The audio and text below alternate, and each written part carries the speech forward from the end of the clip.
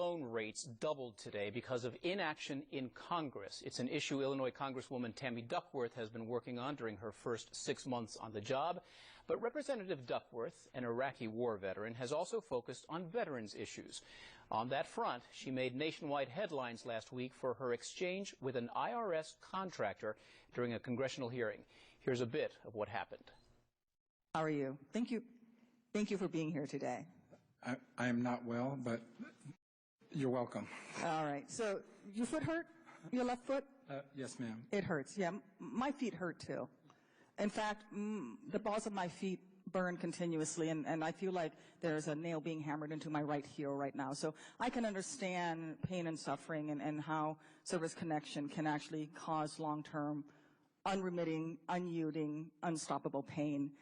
So I'm sorry that twisting your ankle in high school has now come back to hurt you in such a painful way, if also opportune for you to gain this status for your business as you were trying to compete for contracts.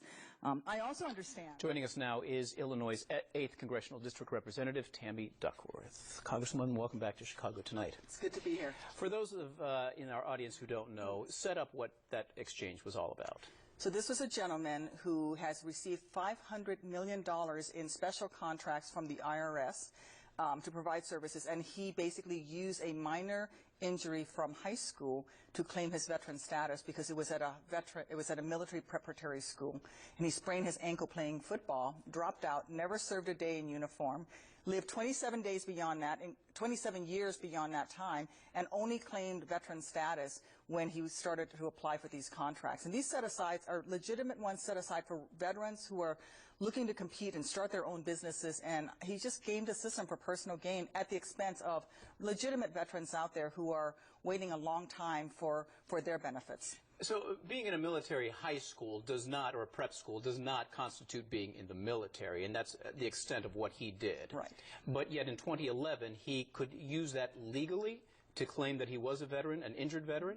He was at the U.S. Military Academy's prep school, which is where you go after you finish high school, but your grades aren't quite good enough to go to West Point. And he was playing football there, and he sprained his ankle. And so he used that because he was there at a military prep school. There is one little clause in the law that says it's legitimate. And so legitimate in that he could claim to be a veteran. He could claim to be a veteran. He would get veteran status. And in the hearing, I started out wanting to talk about what would I need to do to fix this and close this loophole so it doesn't happen again. I got upset when I read his letter to the SBA talking about the great sacrifices that he had made in defense of this nation, referring to a sprained ankle. And he is speaking to someone who has lost both her legs in actual combat. You say he was gaming the system, but was he doing anything illegal if there is that clause that technically says he was a military veteran? It's not illegal. And that's the problem with the system as it sits, is that these folks who are gaming the system know how to work the system at the expense of the million veterans with legitimate injuries. Maybe some of those are not combat injuries, but if you serve 20 years in uniform in peacetime, you have bad backs and blown knees and all of these things that are service-connected. All of those veterans are waiting to get their benefits, and they can't get through the system fast enough because there are guys like this gentleman who's just using it. In his own words, he called it a competitive weapon in business, was how he viewed this situation. And I was, pointing out to him that there were many more veterans who were far deserving than him. Well, you worked on veterans issues before you headed to Washington, but now that you're in the thick of things in the political system, how is the VA doing? Is it better or worse than what you imagined? Well, I think it's both. The VA is certainly making some progress, but now they have an even larger backlog than they did even 2 years ago.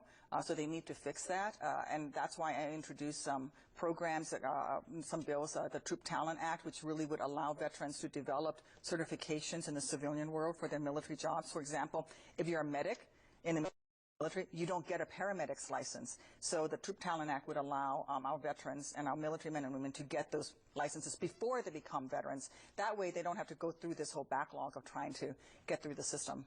One thing that is not getting better in the military is this sexual assaults. Yeah.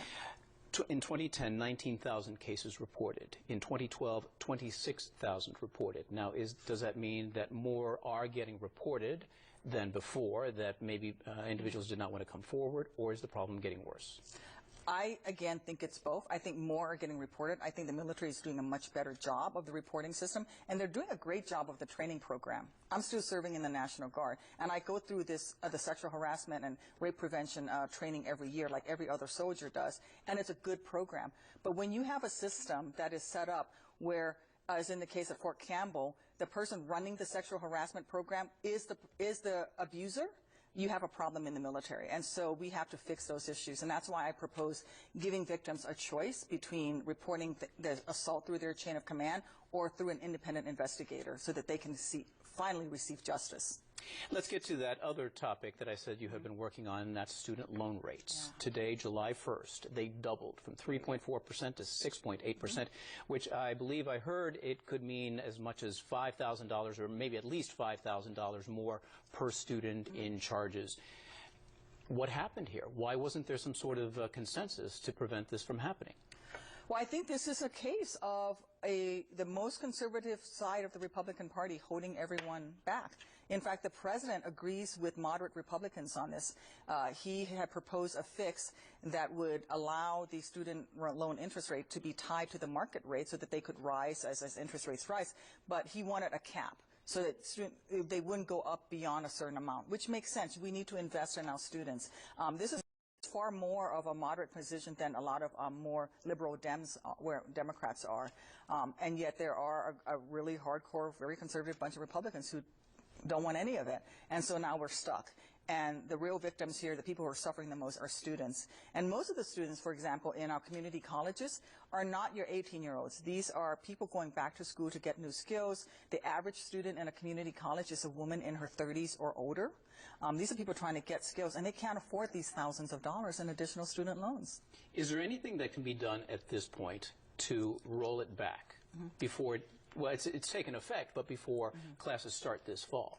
When we get back from our break, the 4th of July break, when we're all home, when we get back, we can certainly pass a temporary suspension, and that would freeze it, which is where we have been for the last year, freeze the rates at 3.4% while we go into negotiations and come up with a solution. But there's even debate over that, because some Republicans, and perhaps the hardline Republicans, say they want a long-term solution. They don't want to kick the can down the road for another year. Others say that it should be rolled back permanently to what it is now or tied to the market rate, as you said. Will you be able to find a consensus at this point? Well, I think we can. I don't think it's going to be easy to get there. But in the meantime, the students should not be punished because we're going through these negotiations. We should go ahead and freeze those rates now, let the students have the relief while we figure this out. I would love a long-term solution, and I'm open to both sides. Talk to me about the market rate. Talk to me about maybe freezing it where it is. And let's see what is the best balance. I don't think either side will be completely happy, but we can come to an agreement on this. But in the meantime, let's not punish the students who are working hard every single day in those classes. Another issue that might fall victim to the dysfunction primarily in the House of Representatives is immigration reform. It passed the Senate mostly overwhelmingly, but it might die now in the House. What's your sense of what might happen there? Well, I think that the House, the majority has been very clear that they want to do this piecemeal instead of a comprehensive bill. Now, 2 weeks ago, I held a roundtable on immigration. I had 38 organizations show up. Everybody from the conservative chambers of commerce to mayors, all the way through to the ACLU. And everyone there said the same thing. We need comprehensive reform. They said, Tammy, don't do this piecemeal. Do this comprehensive.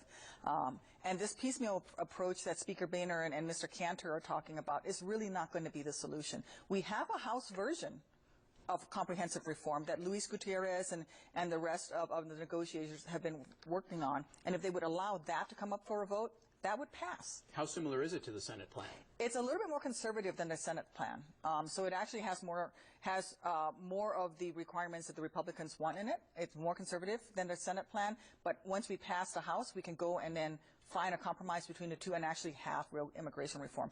The other alternative is to actually vote on the Senate version, which I don't think Mr. Boehner will allow to come up for a vote. It would pass if it came